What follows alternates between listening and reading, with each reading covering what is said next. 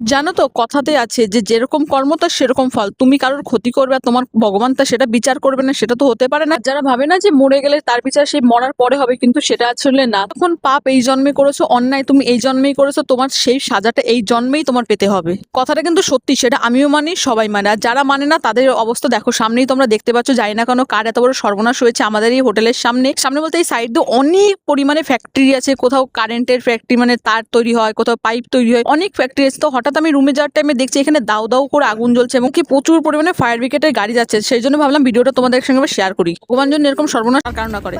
দেখা হবে next video, এখন রুমে যাই কারণ অনেক লেট হয়ে গেছে। পড়ে যেতাম পুরো পড়ে যেতাম এখন। বাই বাই, দেখা হবে নেক্সট ভিডিও, বাই। এবার ভিডিও সত্যি কথা বানালাম, এবার সত্যি ডাপাই ডুকুস করে আমি মরবো, দরকার নেই বাবা, বাই।